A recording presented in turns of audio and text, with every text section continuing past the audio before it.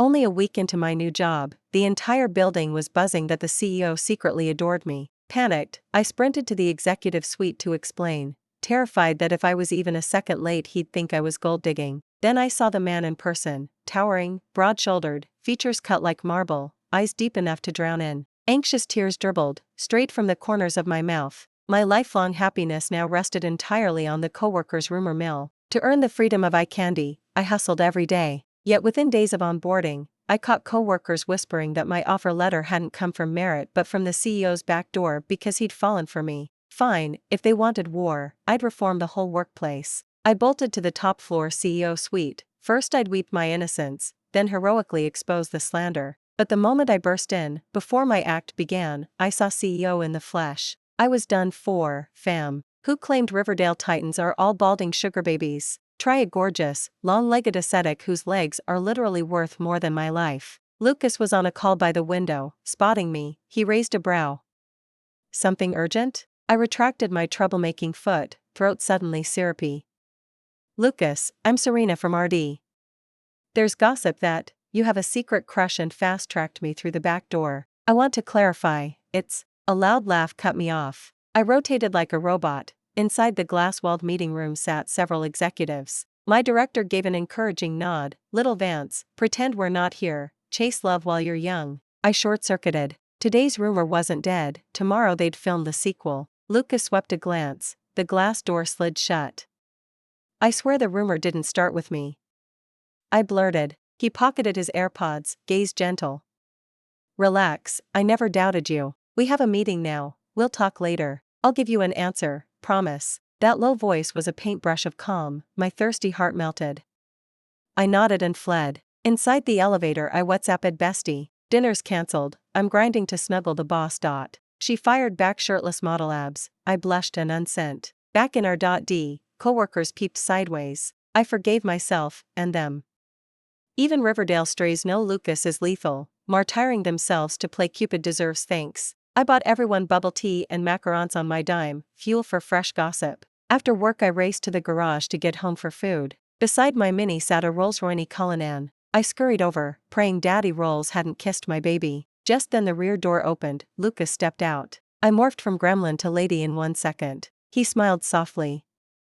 Sorry, meeting ran long. About what you said, can we discuss it in person? It won't take much of your time. With a face like that, take sounded rude, but... I lifted my phone. Sorry, Lucas, I DoorDashed dinner. It hits my door in 20. Hot guys are hot, dinner is sacred. 20 minutes later my Mini wound through Maplehurst, the Cullinan crawling behind. At my building I met delivery, hugged my food box, then led the CEO to the strip mall cafe. Even among plastic chairs Lucas looked unruffled. He unlocked his phone and slid it over.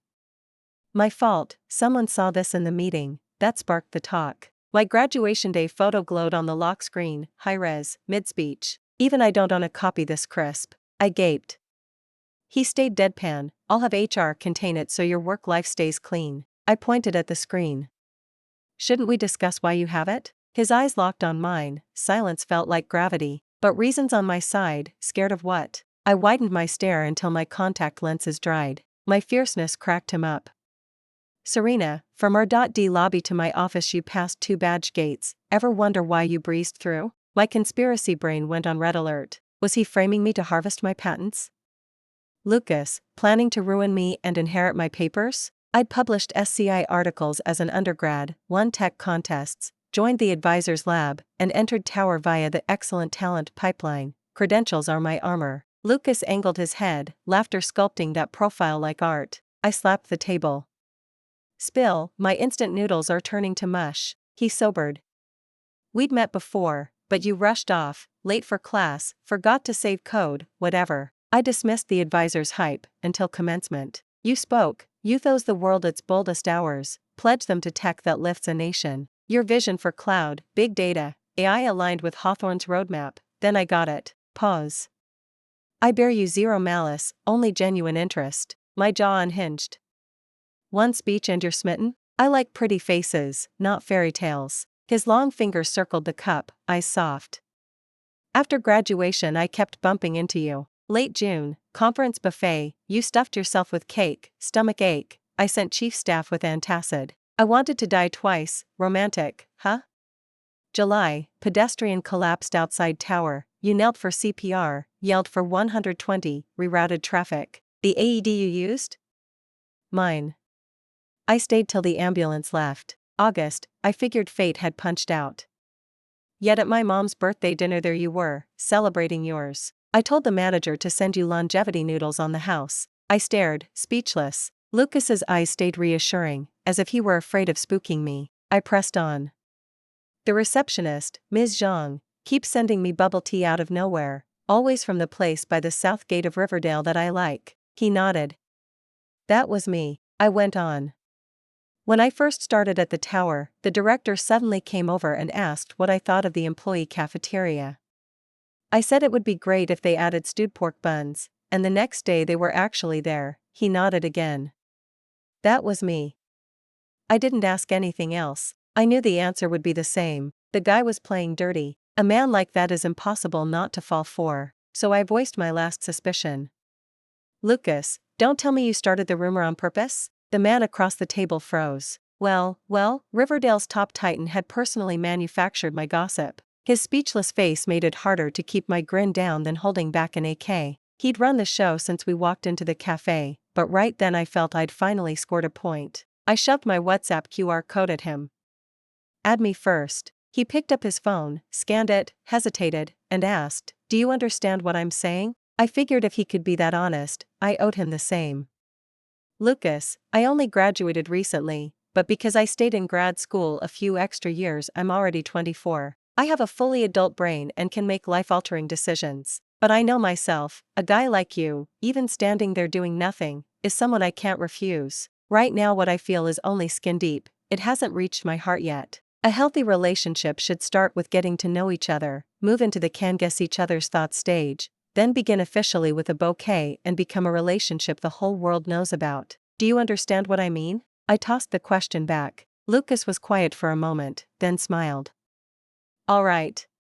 We have plenty of time. After our talk he walked me downstairs like a gentleman. I rode the elevator up with my DoorDash order and WhatsApp at him that I was home safe. Only then did his car pull away. I flattened myself to the window until the taillights disappeared, then slid down the wall and sat on the floor. I banked enough good karma in this life. Being noticed by the CEO is the payoff. But that's Riverdale royalty whose net worth outnumbers my hair strands. I spammed bestie with 3 groundhog screams. While typing the fourth I saw the red exclamation mark. Okay, not a dream. Only the claypot noodles had turned into one solid brick. I snapped a photo and sent it to Lucas. Caption, it's too far gone. Sob.gif. He answered instantly, sorry. I'll make it up tomorrow. I beamed at my phone, then the doorbell rang. I opened it to find a 5-star hotel courier holding dinner. The card said Lucas. My jaw hit the floor. Judging by the prep and delivery time, he'd ordered while driving me back to Maplehurst. A strategist who never leaves a variable unchecked. I rubbed my hands in glee. Dating this level of detail devil is going to turn me into the most carefree little sprite alive. Next morning I tore out of the building with a slice of toast in my mouth, and saw Lucas leaning against his car, waiting. He smoothly took my laptop bag. Even in a rush, breakfast matters. I protested. I was eating properly. The moment I opened my mouth the toast flipped to the pavement, chocolate side down. I almost cried at my own idiocy. Lucas chuckled and opened the door. I'll handle it. Get in, there's breakfast on the back tray. I hopped in. 2 baskets of soup dumplings and a bottle of hot milk were already set up. I happily bit into a dumpling and watched, nose to glass, while the big boss squatted to scrape chocolate off the curb. The chief staff in the driver's seat freaked out and rushed to help, but Lucas finished in seconds. From then on the chief staff looked at me like I had a halo. We rolled out of Maplehurst and headed for the tower. It's only a 10-minute ride. I swallowed the last dumpling just as we dipped into the garage. Before climbing out I turned to him. If any coworker sees me stepping out of your car, won't that make the rumor gospel? He pressed the unfinished milk into my hand and tapped my forehead. The rumor was only ever an excuse to force a confession. Relax, no media prints a pixel about me unless I greenlight it. That sudden touch set my face on fire. Lucas laughed softly. If you don't hurry you'll be late. I yelped and sprinted for the elevator. My morning productivity was nuclear. The AI project I'm on lists my grad school advisor as tech consultant. I'd handled data integration and modeling back on campus, and now we're in the evaluation phase. The team also includes a freshly minted PhD from the same lab, so life inside Hawthorne Tower feels almost cozy. Near lunchtime, I finally remembered I'd promised Lucas Malatang. I was thumbing out eat in or take out when a meeting summons hit my inbox. A female coworker saw my tragic face and laughed. "Our D loves midday crisis meetings, you'll get used to it." She winked. Our cluster reports straight to Lucas. Sure enough, he sat at the head of the conference table, eyes on a report, scary serious. I grabbed the chair farthest away, he glanced up and spotted me. I shot him a telepathic beam, warp speed so we can grab noodles. He did not compute. The engineer presenting progress had barely started when my screen lit. Afternoon schedule exploded, so I moved the meeting to noon. I ignored it. A minute later, mad? 15 minutes max. Everyone else stared at the speaker, but only the CEO was texting under the table. When I still didn't answer, his brows knit out of habit and the room's air pressure dropped. The engineer fumbled a number. Lucas corrected him without looking up. Another ping. This is the flagship project. Board, investors, everyone's watching. I have to stay on it. Hope you understand. I hadn't meant to derail him, yet he could multitask shareholder anxiety and coax me at the same time. Casey finally answered, "Not listening unless you call me baby." I watched the man at the head of the table freeze, then angle his chair away from the crowd. My phone buzzed again. Baby. My inner cartwheels lasted the rest of the meeting. When it ended, we traded a conspirator's glance. The others headed to the cafeteria. I slipped to the top floor. The smell of chili oil Malatang hit me before I even crossed Lucas's doorway. There he was, plating street food in a $40,000 suit, the aroma turning corporate marble into a night market. I slid into the chair and propped my chin on my hands. He handed me chopsticks and sat beside me. "It's hot, take your time." Our first meal together clicked like we'd done it for years. Every brush of knuckles curdled the air with flirtation. After we finished, he said, "I'm out this afternoon, but I'll be back to drive you home. Any place you want to hit?" I lit up. Yes. Bestie says the new bar with the male models is popping." I clapped a hand over my trader mouth. "That bar features shirtless bartenders who pose between pours." Lucas's eyes narrowed. I suddenly remembered my own recent post declaring male model freedom my life goal, right before he friended me. I cleared my throat, righteous and solemn. Now that I have Lucas, who needs models? Since meeting Lucas, every other man has gone grayscale. He didn't argue. As I headed for the door, he said, perfectly straight, "If you want abs, I have a set. No need to outsource." I swallowed hard. Exactly how far back had he scrolled? While Lucas was out taking care of business, I dove headfirst into my own frantic workload. I didn't notice his messages until afternoon coffee break. Advance group discussing a partnership. The CEO's a good friend, his girlfriend's 10 years younger. "Serena, I'm wondering if an age gap between partners bothers you." Back when I'd first joined the tower, people loved gossiping about how young and accomplished Lucas was, but young only applied when you measured him against other conglomerate titans. He's 9 years older than me, raised in Riverdale's old money aristocracy where protocol is everything. If we date, outsiders will decide I'm after his fortune and he's after my looks. No scenario that shouts built to last, but hotness cancels most red flags. I shot back a sticker of a girl laughing with hands on her hips and typed, "Beg me and I won't mind." By quitting time it was already dark. I walked a few blocks south of the tower and saw the black Bentley tucked in an alley flash its lights. Every curve of the bodywork screamed privilege. In the short span since I'd known him, the mogul had already switched cars again. All at once I realized that, the instant I pictured Lucas as boyfriend material, I had to confront the chasm between us, and every reminder of that chasm knocks the wind out of me. When he saw me frozen on the sidewalk, he climbed out and came over. Under the sodium streetlight he looked regal, every step radiated breeding. For the first time I truly felt the weight of the word class.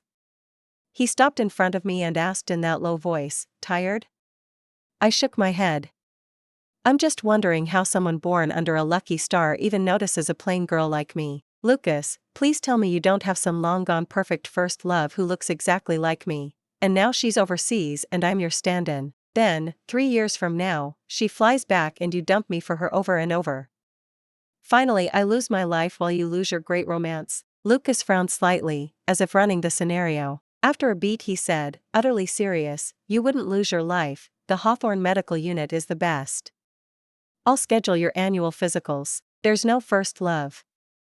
If I loved someone, I wouldn't let her vanish." His fingers brushed the back of my hand. When I didn't pull away, he wrapped his hand around mine. Serena, I was raised on self-restraint.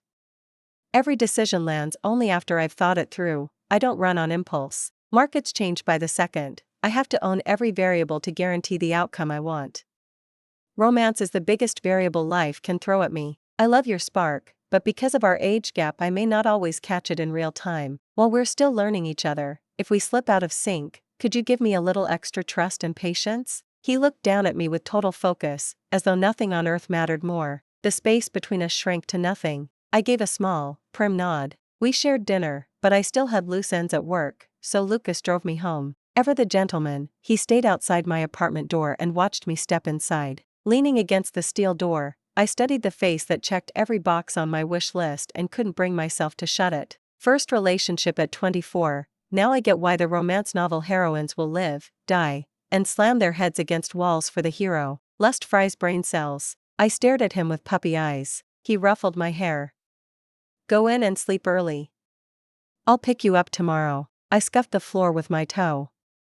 Say, princess, please go to bed. Lucas chuckled and obliged. Princess, please go to bed. Post-shower, I was sprawled on my mattress when a WhatsApp popped up. Emergency business trip, back in about a week. I glanced at the time, nearly midnight. He was leaving Riverdale tonight. Turns out a tycoon's money isn't easy money either. When I didn't reply, he assumed I'd fallen asleep and added, "Good night, baby." I nearly died laughing. This CEO is nothing like the novelized Ice Kings. He's so busy efficiency is religion, polite yet absolute, zero patience for fluff. Yet he'll queue for street food to humor me, chauffeur me to work, and obediently type baby. He answers my every whim. I rolled over and asked, so the only reason I waltzed into your office was VIP access from you? A full minute later, yeah. I squealed into the pillow, then sent in my best cooing voice, stay safe.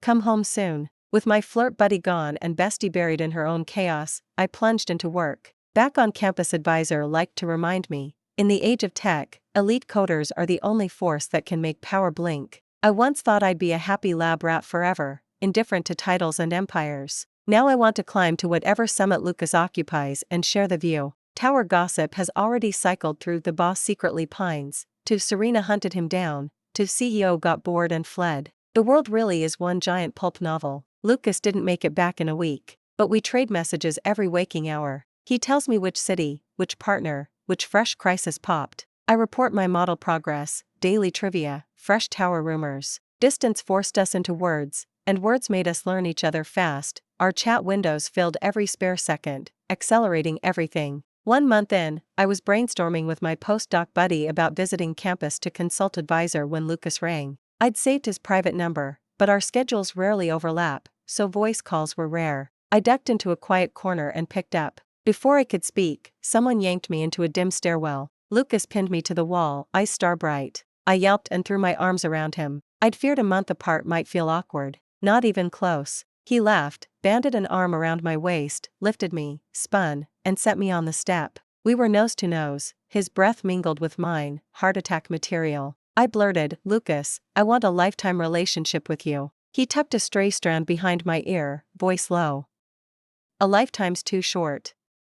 You told me that when flirtation becomes a given, the real thing needs an official start. I've been waiting for that node. The air in the stairwell evaporated. I shut my eyes as he leaned in. 2 knocks on the door burst the bubble. I mourned the inch-away column of his neck that I almost nuzzled. Still holding my hand, he murmured, sorry, 4 o'clock meeting. Text me during, I'll answer.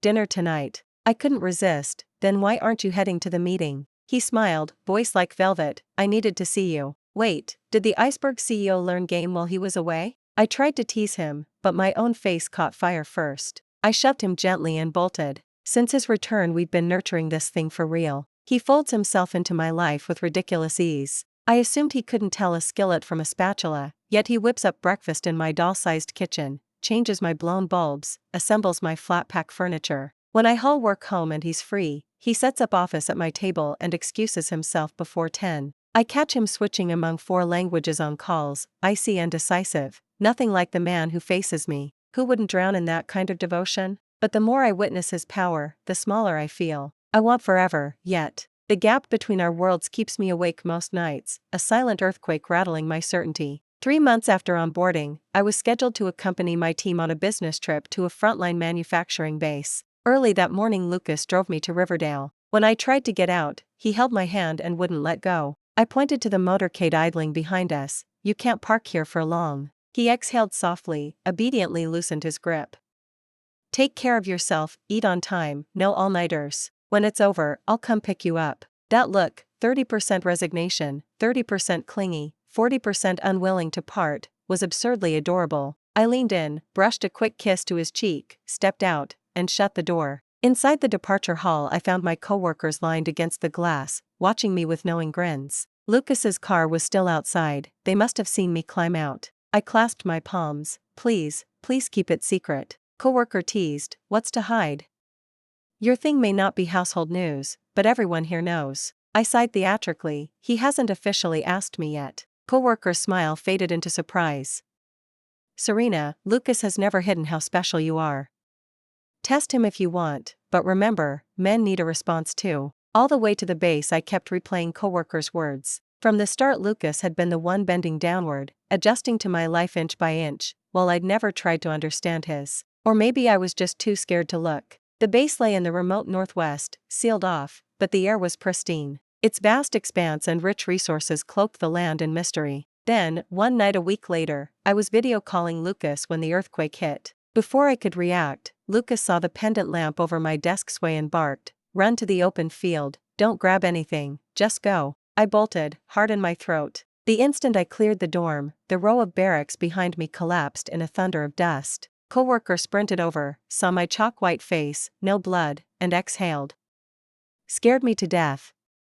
Lucas told me to keep you safe. If anything happened, he'd never forgive me." In a daze, I followed him to the open ground. Soon the entire base gathered while plant site managers radioed for help and tallied the missing or injured. Lucas arrived with rescue before dawn. I was in pajamas, digging beside others for a coworker still buried. He was a brilliant engineer who'd studied for years and could have soared in research, now pinned by nature's whim. For the first time in my 20-plus years, I stared death in the face, helpless. Lucas found me, eyes bloodshot, and yanked me into a rib-crushing hug. The breath I'd trapped finally tore free. I shook as I wrapped my arms around him. "Lucas, disasters make humans so small." He stroked my back. "Don't be afraid, I'm here." Shrugging off his coat, he draped it over me, then joined rescue to plan the next dig. I thought fate was unstoppable, but that day Lucas manufactured a miracle. When they pulled the engineer out, Lucas's medical team took over on the spot. They snatched a scientific mind from death, preserved a decade of national investment, saved a family. Watching the tall, dust-covered man, I realized his labels weren't only wealth and power, his character weighed just as much. He shouldered the social responsibility that comes with his station, worthy of every accolade. Back in Riverdale, I sobbed in Bestie's arms. I cried for survival, she cried for a love gone wrong. In the end, we decided a bar was the cure. Bestie and I had shared a dorm freshman year, 7 years of mutual rescue. I can't stand seeing her hurt. Casey, I splurged on 2 modeling guys to keep her company. As a proper flirtation partner, I texted Lucas the bar's address and swore I wouldn't glance at another male. I never guessed the night would plunge us toward freezing point. After several rounds, the eagle-hearted Bestie buried her face in my shoulder and wailed. I thought I'd found true love, turns out it was all a scam. He acted so into me, bent over backwards, but he only needed a wife on paper. There's no free affection in this world, fairy tales belong to castle princesses. The 2 modeling wolf pups and I teared up in sympathy. Her words stabbed my deepest fear. I couldn't help mapping it onto Lucas and me. We'd known each other such a short time, yet raced headfirst. He was too perfect, ticking every box I'd ever drawn. The deeper I fell, the louder the alarm. I hid my face and bawled as if the world owed me. When had I, Invincible Vance the Tyrant, ever been this humble? By the time Lucas showed up, we were on round 2. The models' collars were half open as they poured, pure bliss. I caught sight of Lucas's stormy face. The last sober neuron sounded red alert. I slumped sideways, pretending to pass out. Then I heard Lucas say Bestie's name. "Maya, what are you doing here?" Lightning struck my brain. Holy crap, Lucas's long-lost moon wasn't my dog Bestie, was it? I jerked upright in time to see her stagger over and slap him. Perfect. If this isn't lovers reunited, I'll eat my shoes upside down. So after all the circles, I'd been Maya's stand-in? Every suspicion crashed into place. Of course, how fitting, exactly as feared. But a few months with Lucas couldn't compete with 7 years of Bestie. I struggled to my feet, ready to shield her. A man of his pedigree had probably never been hit. If he retaliated, I'd pull her away. Before I reached her, another guy burst into the booth and dragged Bestie out. I lunged, panicked. Let go of her. Lucas blocked me. Serena, that's Maya's boyfriend. They need space to sort it out. I shook free and sprinted into the corridor, empty. The two models, sensing trouble, bolted and knocked me down. The floor spun. Lucas lifted me. I shrank back. Don't touch me. He subdued me, jaw tight, and carried me out. I fought, sobbing. Maya's drunk. How could you let her leave with a stranger? What if something happens? My head filled with primetime horrors. She was my sister by choice. Lucas sighed. I'll take full responsibility. Zachary and I grew up together. I trust him. Serena, you're wasted. Let me take you home. I woke after noon, skull splitting. Recognizing my own bedroom, I remembered Lucas had brought me back. I speed dialed Bestie until she answered, sent me $500 and a safety selfie. Then I could breathe.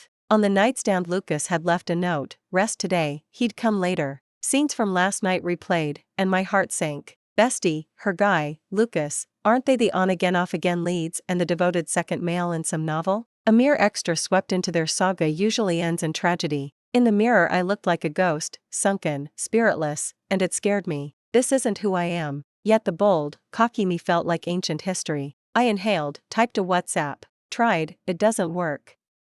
Let's break up. Powered the phone off. Outside the window the distant avenue pulsed with traffic, pedestrians hurrying under the setting sun. There are things in my life more important than love, and it's time I went after them. That night, my doorbell rang, exactly when I expected it to. I opened the door calmly, and sure enough Lucas stood outside. His brows were knit tight, but when he saw my swollen eyes he exhaled softly. I'm the one who just got dumped out of nowhere. Why are you crying? He stepped in and shut the door. Sliding an arm around my waist, he lifted me onto the entryway cabinet, then tugged tissues from the box beside it and gently blotted my tears. Was it because I asked Zachary to take Maya home last night? Are you mad at me for that? I clenched his sleeve in my fist. I'd come to deliver a cool, dignified breakup, but the second I saw him every grievance I owned surged up at once. I couldn't help shouting the accusation. I saw everything. The person you like is Maya. You only picked me as a stand-in, have you no shame? Lucas looked stunned. I gave a cold, knowing snort. You let her hit you, then swallowed the pain and let her walk off with another man. You're practically head over heels. Lucas's mouth twitched. After a long beat he tilted my face and kissed the corner of my eye. All right. Any other charges? List them one by one, let's clear the slate tonight. I shoved him, he caught my wrist. Lucas flicked my forehead. I know Maya because Zachary, my best friend, has been in love with her for years. She used to work at my company. When I decided to return to Hawthorne Group I merged my startup, Qingtian Consulting, with Hawthorne's engineering arm. She could have kept her job, but Zachary couldn't wait any longer. He pulled strings and transferred her to his own firm. Yesterday she got drunk and lashed out because she was furious I'd laid her off. I simply took the bullet for him. I didn't condone anything, and Zachary paid 1,000 times over today. His thumb brushed my reddened lower lash line. Aside from that, I haven't had a single exchange with her. I stared at him, half believing, half doubting. Lucas pulled out his phone and dialed. The call connected quickly, the voice on the other end was irritable. Lucas, didn't I tell you I don't want to hear your voice this week? Lucas's tone chilled. Your side's all sunshine now, but Serena still thinks I'm into Maya. Care to set her straight? I pricked my ears. Zachary hesitated, then said solemnly, Serena, you know Maya, her taste isn't that terrible. Lucas has been so self-disciplined he's never even liked a dog. Only this summer he told me he'd noticed a bright, dazzling girl, drew up an exceptional talent program for her, and personally begged Riverdale's CS department to release her, just to bring her to his side. Lucas ended the call abruptly. I glowered. He wasn't finished. He pulled me into his arms. Serena, the choice about us is always yours. I only hope that in this relationship we can truly live up to the saying, love conquers everything. I have no other wish, just a little more trust. His shoulders were broad, his voice earnest, it felt safe. I said nothing. Lucas smoothed the ends of my hair and gave a helpless chuckle. All day I plotted how to punish you, you little imp, so flippant about feelings, ending things with one sentence, denying me even a chance to explain. But the moment I walked in and saw you, none of that mattered. I thought I'd outgrown the torment of love, then I met my nemesis in you. He rested his forehead against mine. I will never force you, but I won't accept any reason to end us except that you simply don't love me anymore. My brain fried.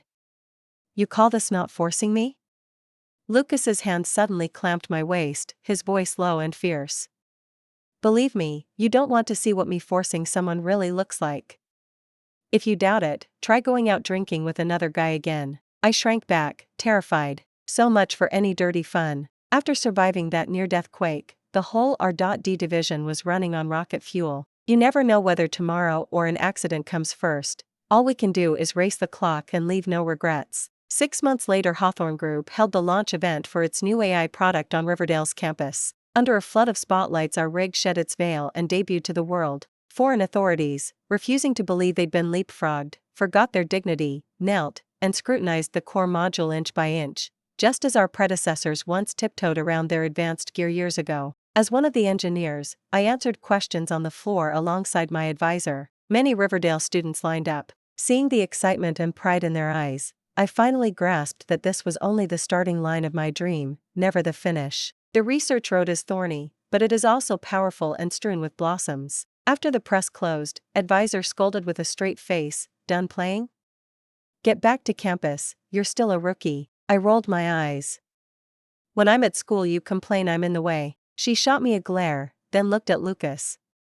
"This kid is impulsive, her curiosity is perfect for science but a handful in real life. Indulge her." Lucas inclined his head. "I enjoy the commotion she brings. Being rattled by her is my idea of bliss." Advisor nodded. "Your family?" "Serena's parents are far away. If need be, set a date, I'll play a few chess rounds with your father." Lucas clasped my hand. "You'd be most welcome. My father says the day the girl grants me a public title, he and my mother will shower their long-stashed treasures on their daughter-in-law." Satisfied, advisor left. When the hall emptied, Lucas's gaze turned deep and soft, almost spooky. I was full of question marks when his chief staff handed him a bouquet of roses. He faced me, utterly earnest. "I was born into privilege, and life has bent to my will, until you. The only person who can make me kneel willingly is you. I offer everything I own, all I can give, to guard your life, your passion. Jordan, will you make it official and give me that public title?" A formal confession that had started with a single flower, and he had remembered. I took the roses and scratched his palm. "Say princess, please say yes." Lucas closed my hand in his, starlight spilling from his eyes. Much later, the Riverdale Titan married the moon of his heart, and I wed the white moonlight I'd loved at first sight. Thanks for listening to today's story. On a scale of 1 to 10, how would you rate it? If you enjoyed the video, like and share it with friends. We'd love to hear your thoughts in the comments, and don't forget to subscribe for more tales. See you next time.